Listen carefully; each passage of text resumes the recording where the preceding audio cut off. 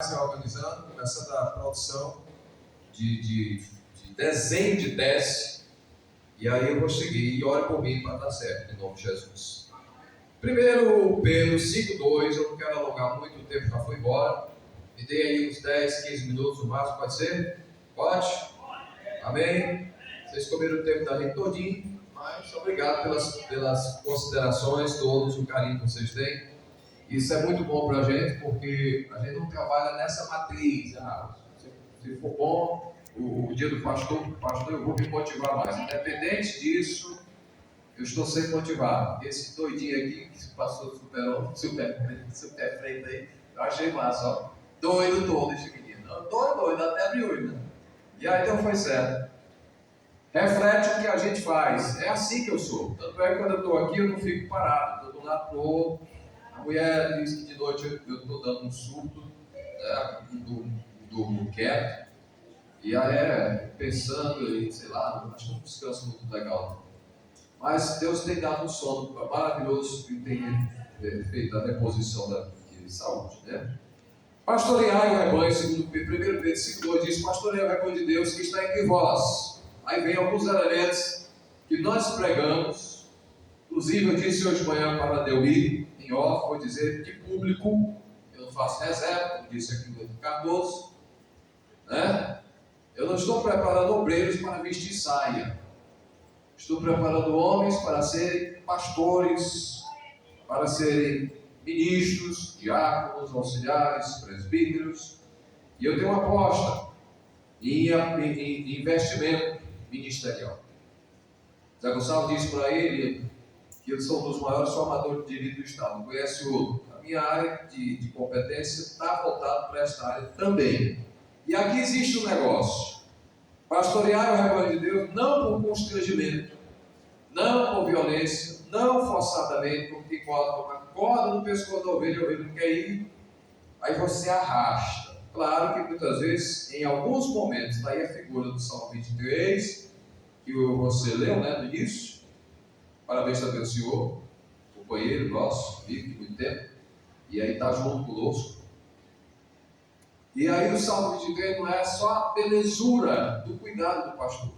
Existem dois elementos que o pastor tem: é uma vara, tem uma clava, e ele tem um cajado.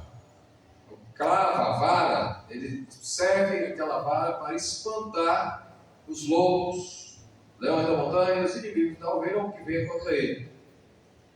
Já o cajado, e também para dar uma pancadinha, a vara, para dar uma pancadinha na pata da ovelha, quando ela se desvia por algum caminho. E às vezes o pastor precisa, se ela for teimosa demais, quebrar a pata da ovelha. Pastor, isso é violência. Não, claro que não vai fazer isso aqui. Isso aí é lá com a ovelha ou bicho, né? Animal. Aqui a figura da vara tem a ver com a palavra, a doutrina. E muitas vezes não é muito bom. A mensagem de ontem à noite foi pregada, quem estava lá na Betel, foi uma mensagem doutrinária. E eu dizia: toma. Por quê? Porque foi uma mensagem de outra pessoa que pregou, mas com o mesmo viés daqui do nosso campo. Primeiro, constrangimento. Não por constrangimento, mas espontaneamente, como Deus quer. Nem por sorte da ganância, que é o que está acontecendo em muitos ministérios novos. Eu digo sempre a esses obreiros novos: tome muito cuidado, que esse púlpito, hoje faltam algumas pessoas, tem alguns obreiros que foram escalados, né, para sair para estar nas congregações. Está tendo encerramento da Betel lá, do Desperta, mas eu digo que é encantador estar aqui, do ponto de vista humano, público. É encantador pegar o microfone e subir a voz 100, 300 mil vezes mais do que a nós. É encantador olhar para cada um e de repente dizer assim: eu tenho um poder da oratória sobre esse povo. Isso é um encanto profissional de um ministério pastoral. Como assim profissional? Não é vocacional, também se torna. E aí muita gente se torna mais profissional do que vocacional. E aí é que está o perigo, viu, velho? Quando o camarada entra por esse veio, ele torna-se artista, ele torna-se manipulador, ele torna-se ganancioso, ele não vai para pregar aquilo que Deus quer falar o seu coração para a igreja, ele vai pregar aquilo que o povo precisa ouvir. E os pastores pioneiros, uma safra mais antiga, sempre diziam: não pregue para massagear o ego da igreja, mas não maltrate a igreja, pregue a palavra, porque a palavra sabe tratar. Às vezes ela entra para dentro do seu coração, dói, mexe para cá, mexe para lá, não dorme direito, mas é o acômodo que a palavra de Deus causa, né? Ela se acomoda, melhor colocando. Então, pastoreio, se eu fosse tematizar, eu diria: pastoreando o rebanho de Deus. 2 pontos: gratidão, responsabilidade e esperança. Uma tríade: gratidão, responsabilidade e esperança, né? Minha profunda gratidão, como eu já disse a todos. Na verdade, o pastor não pertence a si mesmo, não pertence, ele pertence a Deus e serve a igreja. Se ilude quem acha que é dono de igreja, se ilude quem acha que pastor é dono do seu nariz. Não é, não quis ser pastor. E eu luto para deixar o pastorado. Eu tenho uma previsão daqui a 10 anos deixar de ser pastor. E já disse aqui a proposta, falei hoje de manhã na Bebel. A igreja atual é diferente da igreja do meu tempo. Muito diferente. E eu tenho lutado para me contextualizar sem perder a minha essência e manter uma igreja equilibrada à luz da palavra de Deus.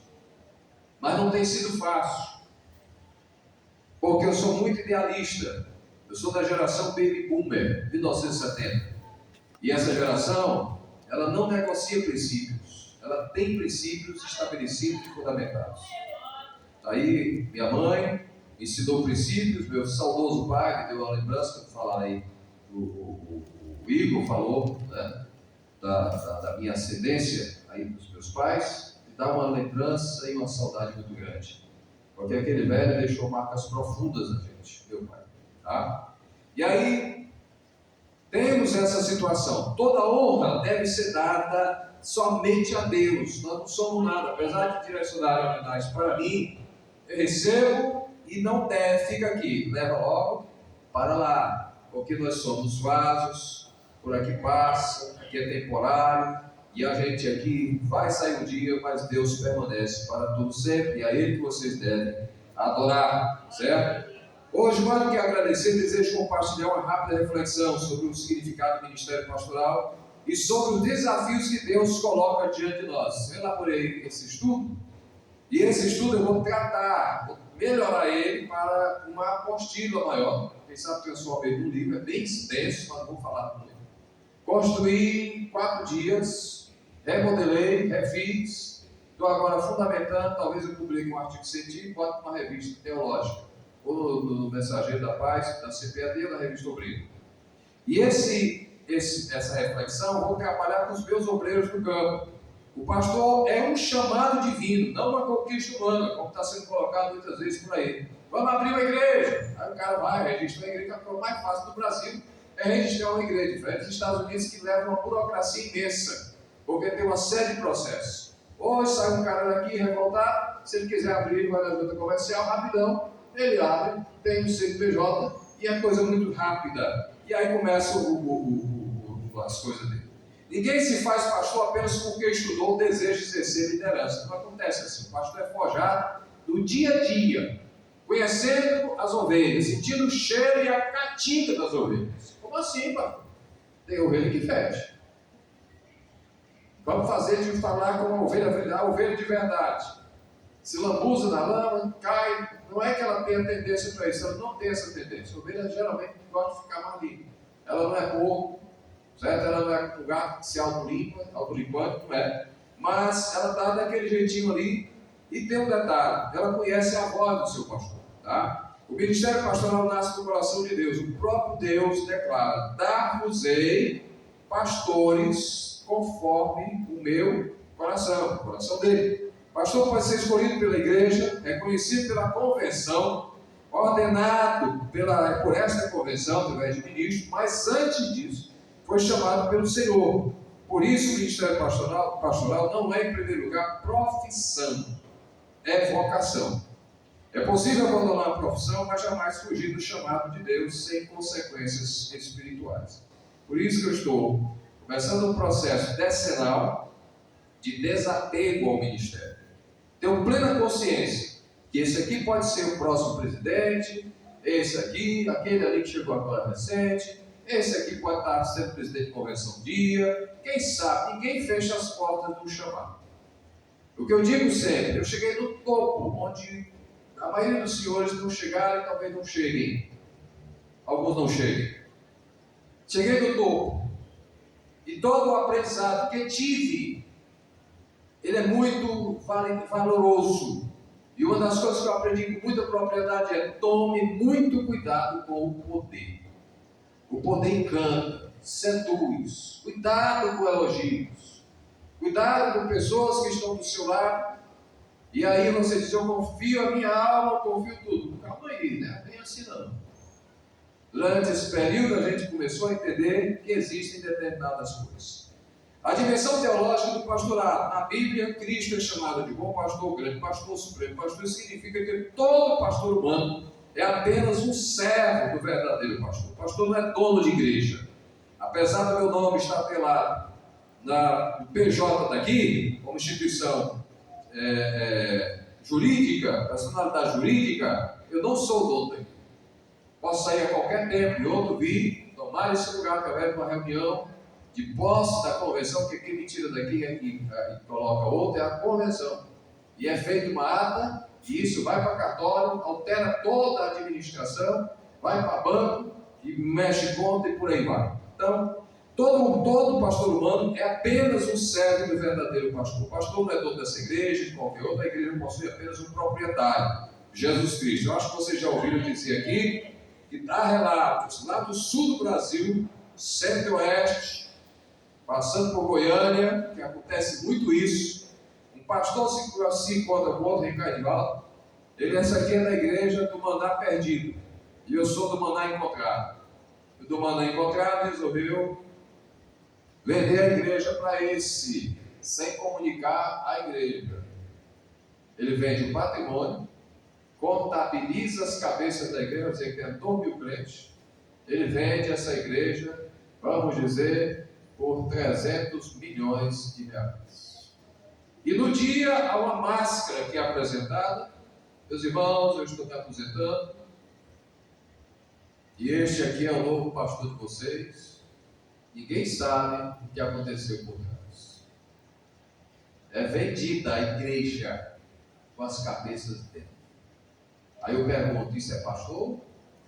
São desgraçados, mercenários. Tanto um quanto o outro estão condenados diante de Deus neste ato. Então a igreja não é nossa. Apesar da gente ter ligações, que você vê essas crianças muito ligadas a dentro, quando o Eltinho falou ali, o Domingo, ali na TV, é um apego, é o homem de máquina, moleque, inteligente. E os outros também, claro. Isso mexe com a gente, mas a gente sabe separar essas coisas. E aí Jesus Cristo foi quem comprou essa igreja com o seu sangue, não esqueça disso. O pastor administra aquilo que pertence a Deus, por isso não governa segundo as suas preferências. Por isso que há pastores molengas, fracos, frouxos. Quando alguém vem dar a pressão nele, ele é igual a Maria vai com as outras. A maior pressão ele... Não. Se alguém me dá a pressão, se alguém vem, eu guardo. Aqui é tanque velho de guerra.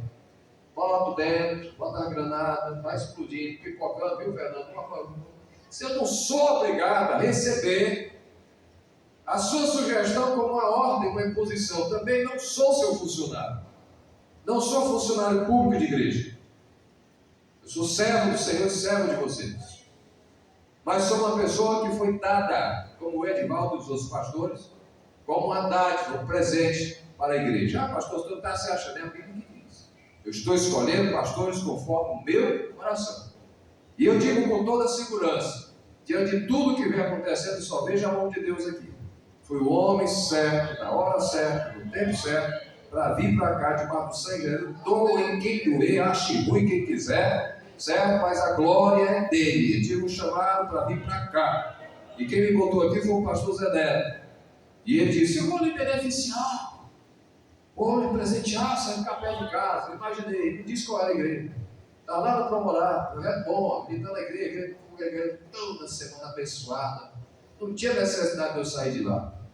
E aí, de fato, eu obedeci, porque ele disse que eu passaria pouco tempo. Quando ele disse que meu tempo tinha acabado, engoli ruim, eu tinha projeto para o ano seguinte. Um monte de projeto apresentando para ele. Ele disse, ele tratou comigo 3 vezes, mas eu não fui contra ao nosso pastor.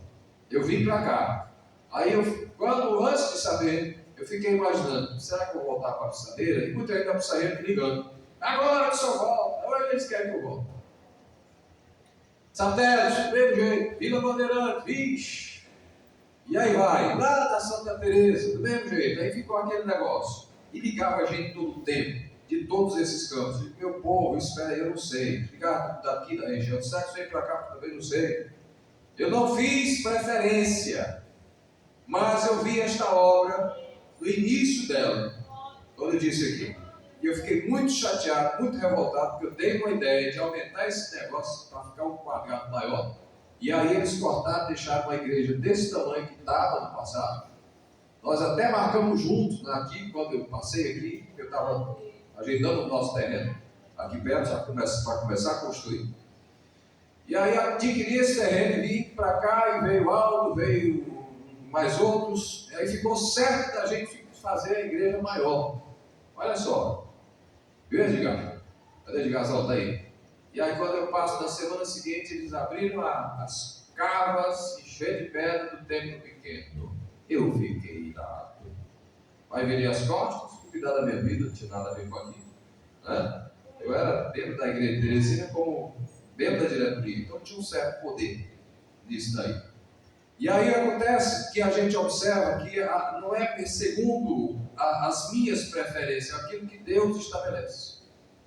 Certo? Como diz o livro dos pastor pentecostal, um livro norte-americano, ele diz lá, no portfólio do membro da igreja: não fique irado, zangado, se você der uma sugestão e essa sugestão não foi acatada agora, amanhã e nem nunca. Com a experiência que a gente tem, vivendo no meio de pastores em convenção, a gente aprende a filtrar o que é que serve para esta igreja e o que é que não serve. Nós já avançamos muito, não só fisicamente, mas espiritualmente, intelectualmente, profissionalmente. Essa igreja aqui não é aquela igreja de alguns anos atrás, é outra igreja. E o Senhor tem abençoado magnificamente. Para terminar a dimensão pastoral do ministério,